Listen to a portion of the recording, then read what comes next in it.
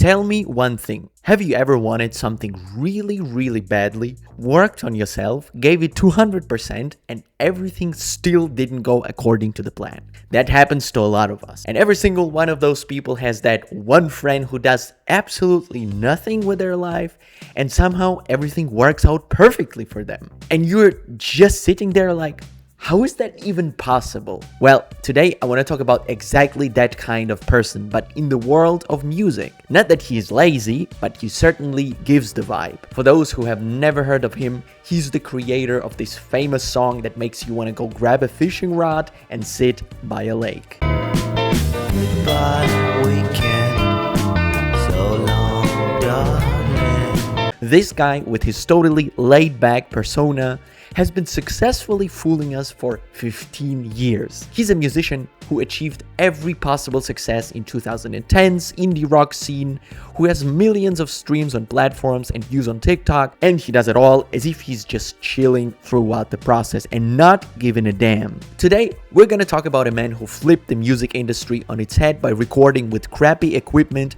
in his bedroom, while somebody else was probably spending hundreds of thousands of dollars and still hasn't made it. Today, I want to talk about the phenomenon of Mac Demarco. We'll break down his musical style, his larger-than-life personality, the secret to his success in music, the evolution of his lyrics, his complicated relationship with his father, and a whole lot more. You'll learn what garbage funk is and whether he really stuck a drumstick up his ass and how that inspired him musically. I'm not going to drag this out anymore and just say, let's go! I vividly remember the first time I came across Mac. The guys in my university dorm started listening to his music non-stop, and I immediately thought, what the hell is this? Like, back then I only listened to rap music and was deep into golden era of hip-hop, and I didn't want anything to do with other genres. This was around 2013-14, right around the time of the albums Stew and Salad Days, and everybody kept talking about this artist Mac Demarco this, Mac Demarco that, so I specifically decided not to listen to his discography. But then about 4 to 5 years later, I finally listened to some of his work. This Old Dog had just come out, and I instantly got hooked. I was blown away. First of all, I remember it like it was yesterday. That moment when, on a warm summer night, I waited for a bus for an hour listening to the song Still Together. I remember that warm guitar vibe, some random sounds in the background, as if the song was recorded on a phone, and Mac Demarco singing badly, just wailing, together.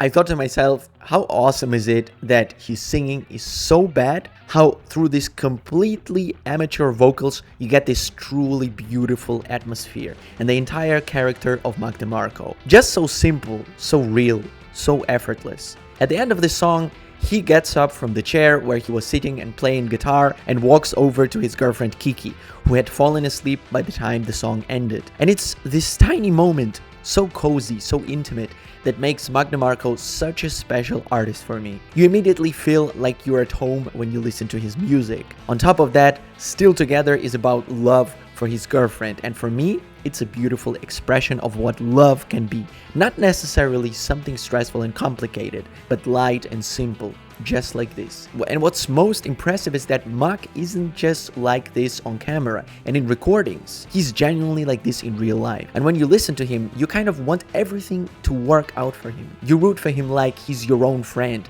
And that, my dear viewers, is the secret to this artist's success. Alright, so how did the Mac Demarco story begin? He was born in Canada, in British Columbia. By the way, that's where the legendary interviewer Nardwuar is from. His full name is Werner Winfield McBriar Smith IV. When he was 5 years old, his father left the family, and because of that, his mother changed his name to an even more brutal combination, McBriar Samuel Lanyon Demarco. I swear, every other video I make ends up being about absent fathers in musicians' families. But in this case, we absolutely have to mention it, because, well, you'll find out later in the video. Throughout his life, his mother was always supportive of Mac, but his father, he basically didn't care.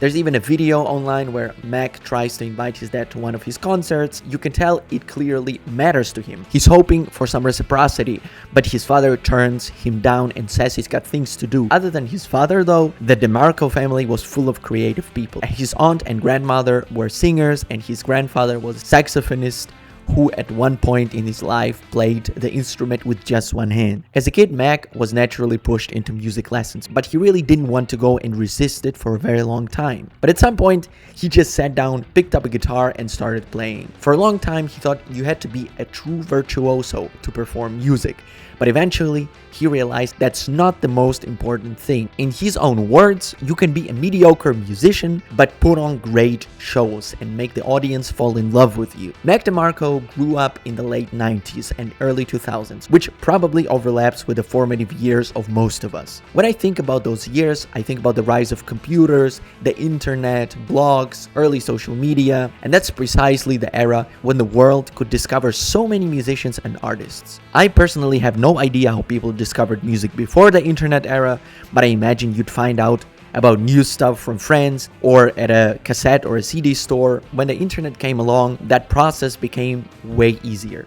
And this is a very important point to understand Mac Demarco. When he's asked what musicians he listened to growing up, he always names a ton of bands and artists that most of us have probably never heard of. I'm obviously not talking about AC/DC or Weezer, which Demarco absolutely loved. I'm talking about artists like Jonathan Richman and the Modern Lovers, Shuggie Otis, Neil Young. I've been listening to one new album every single day for over 11 years, and even I had never heard of some of these artists. In his later interviews, he'd mentioned completely random musicians like Japanese pianist Ryuichi Sakamoto or Italo pop artist Ryan Paris, whose song he was listening to with pure joy in Pepperoni Boy, a documentary about himself. So what conclusion can we draw from this? Demarco listened to incredibly diverse music and never limited himself to one direction. You know what I mean, not the band. He wanted to make something unique and took different elements from different genres, which he then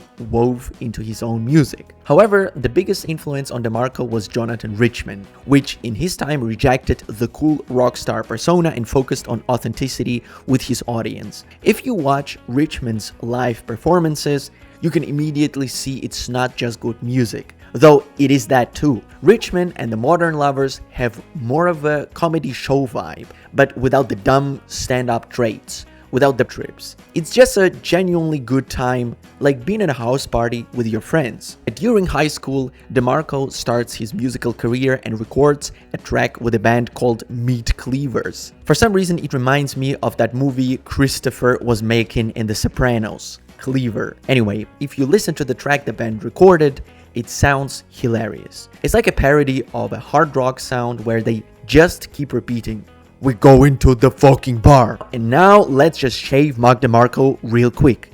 Boom boom boom, bam bam bam, done. Then in 2009, Mac and another dude, Alex Calder, create the band Makeout Videotape, with which they record a few EPs and even 2 full-length albums, Yin Yang and Eyeballing, both released in 2010. You probably won't find these albums anywhere else except Bandcamp, by the way. The Makeout Videotape sound is a noisy garage rock with lo-fi cassette quality and an endearing childish charm. The feeling that the guys are still finding themselves. But this period is the true rocker era of Mac Demarco's life.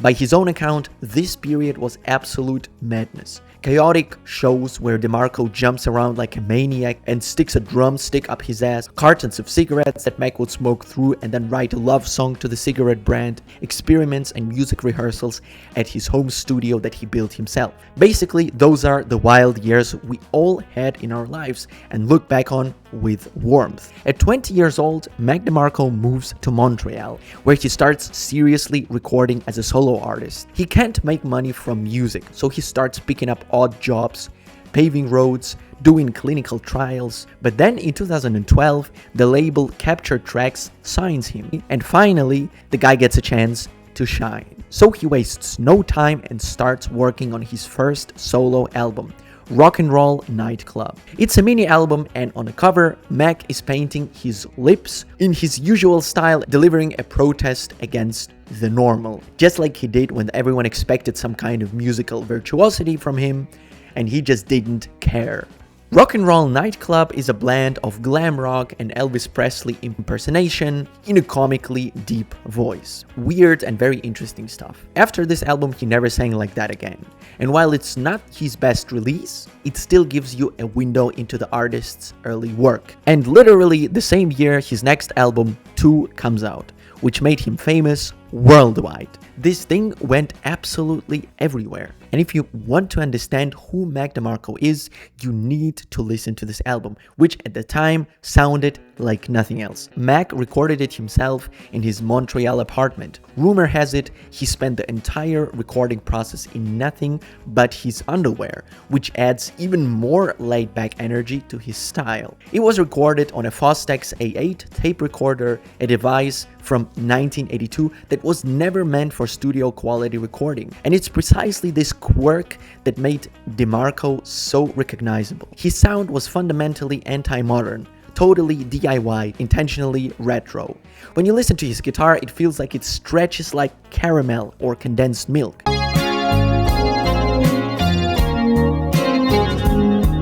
Or here's another comparison. It sounds like it's on acid.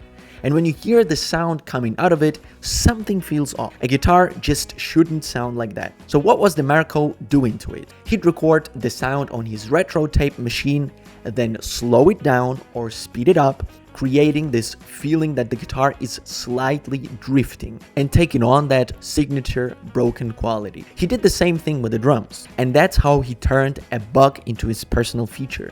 You have to understand that everything Mac Demarco did while recording 2 was done at home, without a professional studio. He wasn't trying to make a polished sound, he wasn't trying to hide imperfections. And that's exactly where the magic and beauty of the singer's lo-fi sound lives. And this is real indie rock music, at least in spirit.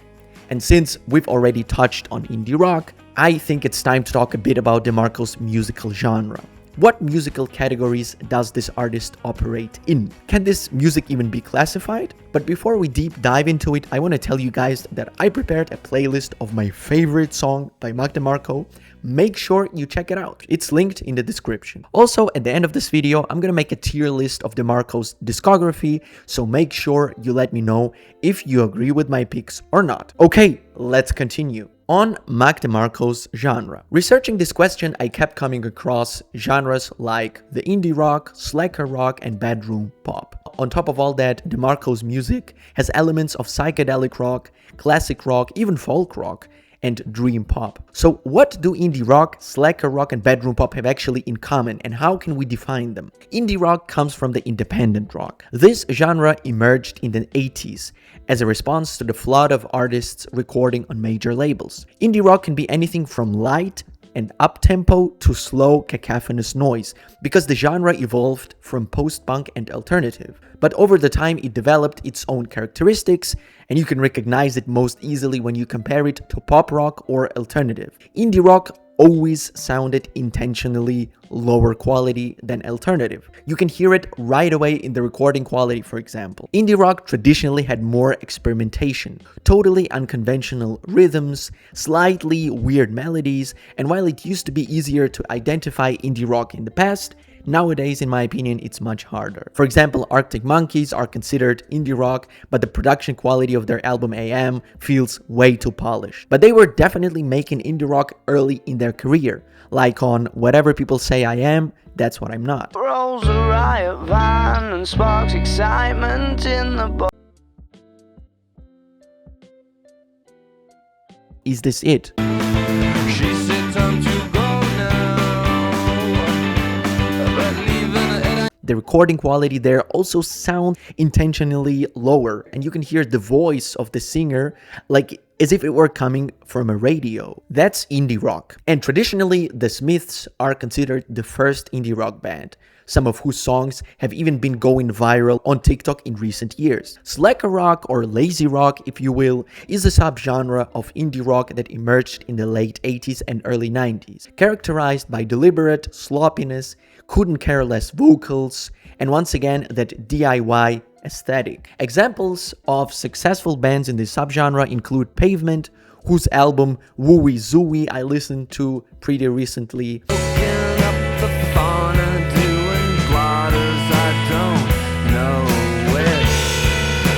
Guided by Voices, whose early tracks actually remind me a bit of that blend of Mac Demarco's stretchy guitar, Cocteau Twins' vocals with some echo, and occasionally choral vocals that slightly remind me of the Beach Boys. Don't quote me on that, that's just how it sounded to me. Another group considered slacker rock is Modest Mouse, whose awkwardness I really can't get into.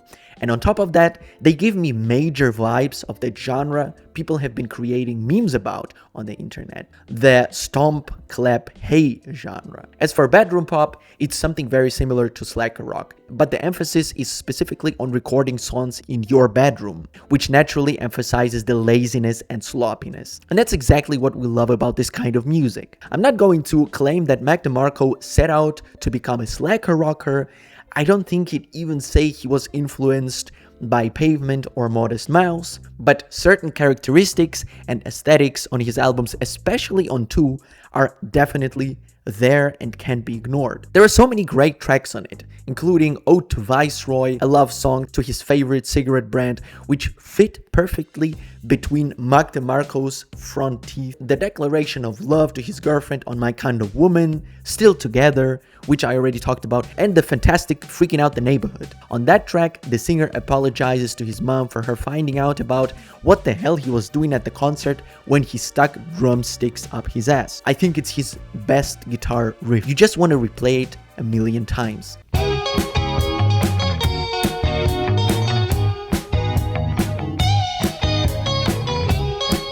The album was received very positively by critics, so Demarco kept going. And just 2 years later, he drops his next project, Salad Days, another album where Demarco continues where he left off. Stylistically, this album isn't drastically different from the previous one, but that same warm atmosphere remains.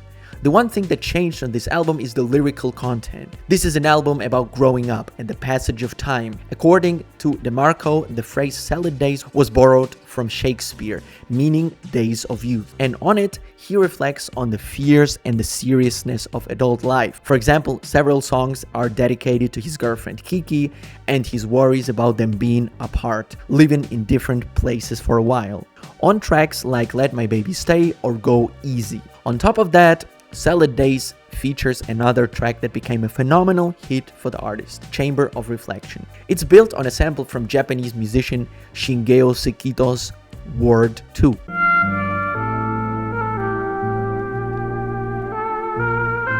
Mac Demarco made it as psychedelic as possible, to the point where the song feels like the sound of LSD. Dun dun dun dun dun dun. Demarco himself explained that Chamber of Reflection is a term from Freemasonry. In his own words, it's a room where you're sent during your initiation into it, where you're supposed to meditate, dive deep in yourself and reflect on what you've experienced in your life so far. It's a kind of purification. There are actually a lot of conspiracy theories around Mac Demarco and Freemasonry because his grandfather was a Freemason, and owing to that, fans frequently spot references to this movement in the artist's work, in song lyrics, on album covers of Makeout Videotape, and elsewhere. Do you believe these references are intentional, or is it just people reading too much into things?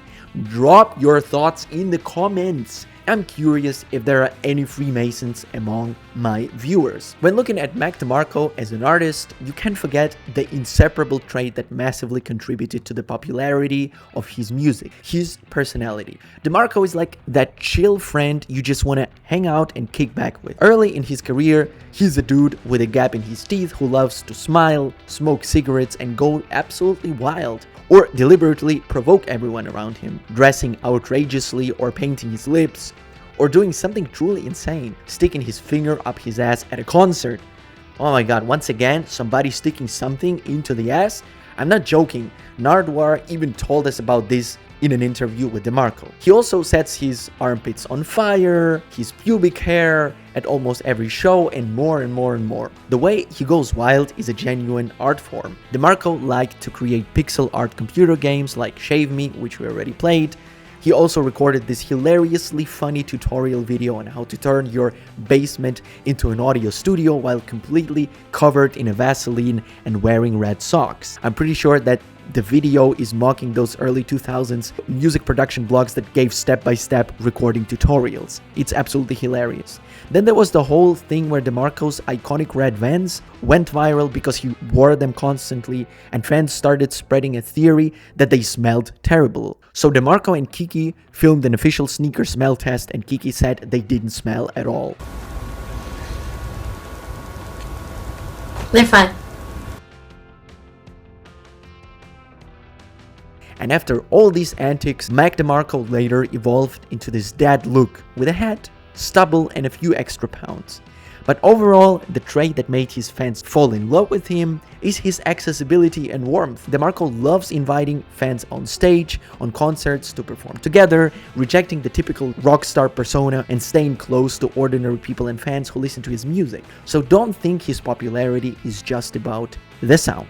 Alright, let's keep going. The artist's next project was his short play Another One, recorded in 2015. After Demarco had moved to the States. The theme of this album is love in all its forms. He talks about breakups, waiting for love, the unattainability of love, and much more. I really love this album.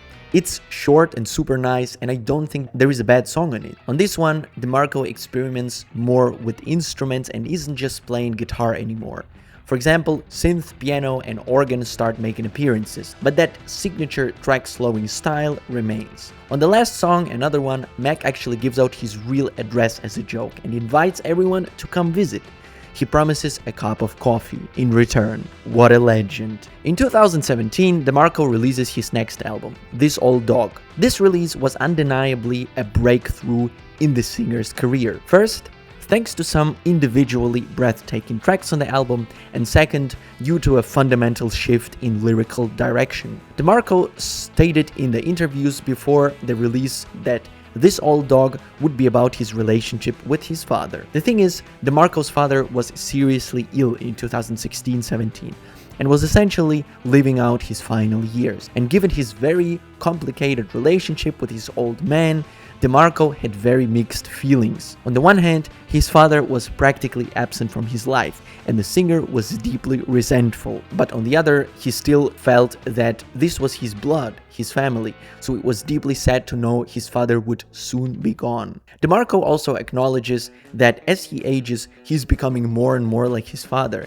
and he needs to sort through his feelings. After all, every son dreams of not becoming like his father in some way, and ultimately that plan never quite works out. Lyrically, Demarco takes a step toward very serious themes for the first time. Totally uncharacteristic for an artist who made songs about lazy days in love, and this contrast won over a lot of listeners, myself included. 3 tracks that hit particularly hard are For the First Time, One More Love Song, and Moonlight on the River. For the first time, a theme Demarco had explored on previous albums, long-distance relationship, a deeply painful topic for anyone who's been through one. Demarco imagines what it will be like to reunite with his love after a long separation.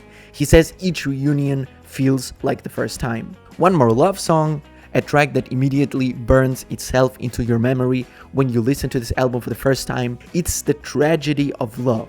A hopeless situation when you give everything to loving someone and the relationship still ends the same way. No matter how positive your outlook, after a while the relationship hits a dead end and you ask yourself, what's even the point of loving? A rather cynical perspective from the singer. And the last song, Moonlight on the River, the apex of the album, and in my opinion of Demarco's entire body of work. My favorite song of his. It gets me emotional every single time. The title, Moonlight on the River, is a metaphor for his father's final days, toward whom Mac is furious for his indifference, but still wants to say goodbye. He says, I'd say see you later if I thought I'd see you later.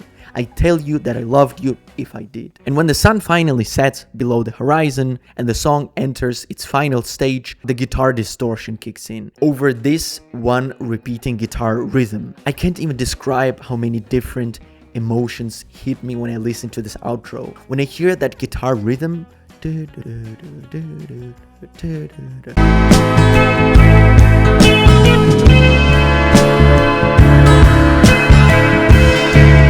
to me, it symbolizes life that keeps moving and never stops. But that life, it's deeply sad. And the guitar sound that keeps getting louder and louder as the song goes on symbolizes a slow death. And it's an absolutely genius track from a musical standpoint. One that is both incredibly simple and complex at the same time.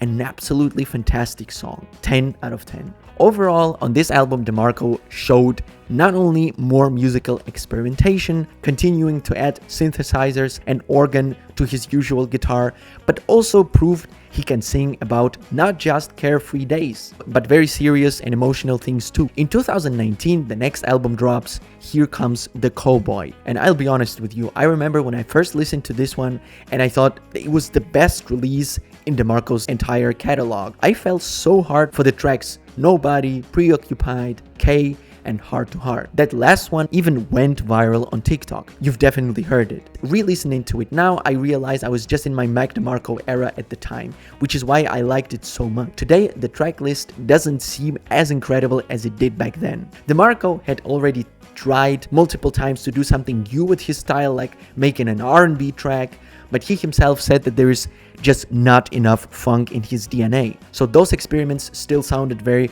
Mac Demarco-like. And I got a similar feeling when I heard tracks like Here Comes the Cowboy or Choo Choo, for example. I don't know, but I feel like Mac should have just stayed in his lane and kept doing what he always did best. And I rarely say this. I genuinely believe that every artist must evolve and try new things, but I think Demarco might be the exception. Still, I think Here Comes the Cowboy is a very solid album. After 2019, the singer went silent for 4 years, and no wonder, because in 2023 he dropped 2 releases: the instrumental album 5 Easy Hot Dogs and then 199 track compilation One Wayne G. I have to admit, the first one didn't click with me at all. 5 Easy Hot Dogs was recorded during a road trip from Los Angeles to NY. The music is ephemeral, minimalistic, relaxing, but I get the feeling it's just a collection of melodies that don't go together. Now, One Way G is a bit more interesting. This album has 199 tracks. Let me repeat it, 199. And this album is primarily known for that video where Mac invents a new genre and makes that face, which once again made half of the internet fall in love with this dude. He gives this genre an original name, Garbage Funk. Yeah. Just garbage, but fun to make. Funk. The track name, by the way, is very simple, 2019-07-24. In fact, almost all the tracks are named this way. It's basically the recording date of the song, and Demarco got the inspiration for this name from one of his favorite musicians, Ryuichi Sakamoto, and his album 12, which has similarly named tracks. One Way G is, in a way, a protest against the very concept of a music album. According to Demarco, he'd been sitting on these songs for a very long time and just couldn't finish them. And to turn the page and move on, he had to release this music and reach some kind of checkpoint. Just clear the hard drive of accumulated material. And of course, being the absolute madman that I am, I listened to this entire 9-hour album. What's interesting is that as I got into the final tracks, I imagined that Mac Demarco made this album for his real fans. Obviously, an album like 2 is accessible to very casual listeners, but the song on this album, most people are unlikely to actually listen to all of it. So in a way, Demarco is testing how many real fans he actually has. And honestly, let's just give respect to a man who managed to record 200 songs. I can't even post one YouTube video a month here, and this dude dropped 200 tracks, many of which are great, even if some feel a bit unfinished and rough around the edges. And the artist's latest album dropped in August 2025, and it's called Guitar. And according to Demarco, this album is the most detailed and accurate portrayal of where he is right now. Honestly, this album didn't do it for me at all. Essentially, Demarco is just using a slightly more falsetto vocal style and plays guitar the way he did in his early career. But first of all, not a single melody from this album stuck with me. And second, Demarco's guitar doesn't have that cool slow down effect it used to. The songs sound very monotonous. So that's the story of Mac Demarco, the dude who single-handedly created a style in his bedroom that every indie music listener knows. Mac Demarco essentially invented the visual language of an entire generation of independent music. If Kurt Cobain made flannel shirts cool and Tyler the Creator made golf fashion a thing, then Mac Demarco gave us the cap, a stubble, the cigarette between the teeth, and maybe a beer can. And that chill, relaxed style spread around the world, from the streets of Tokyo to the basements of Berlin. He proved you don't need expensive equipment or perfect voice or $1 million budget to make something that matters. Sometimes all you need is an old tape machine, a cheap guitar, and a laid-back attitude. He turned mess into art and art into mess. And that's Mac in a nutshell. And if you want to listen to something similar in spirit, I can recommend 3 artists that immediately come to mind, and not necessarily ones that Mac Demarco directly influenced. First, King Krul immediately comes to mind. He doesn't really sound like anyone, but the atmosphere somehow reminds me of Demarco. Second, Always. They've got that cool DIY sound with low recording quality, but the melodies are great. And third, the Growlers have something very similar going on. So if you like Mac Demarco, definitely check them out. Alright, let's quickly do a tier list of his albums. We'll go chronologically. Rock and Roll Nightclub, I think, goes into C tier. Mac hadn't found himself yet, but he did some cool experiments there. 2, I'm putting straight into S tier. This is the album that made everyone fall in love with Demarco. Solid Days, an incredibly nice continuation of his career, quality-wise very similar to 2, but I don't want to put too many albums in S, so I'll put it into an A tier. Same goes for another one, a very sweet little album, but this old dog definitely belongs in the S tier. An extraordinary album that I absolutely love. I enjoyed Here Comes the Cowboy too, but I'll put it into B tier because it doesn't quite reach the level of the previous 2. And guitar didn't impress me at all. That goes into D tier. Yeah, that's how it goes. As always, on the left and right are 2 awesome videos from my channel you can check out if you're into great music. Click that like button and subscribe for more. And that's it from me. I'm out.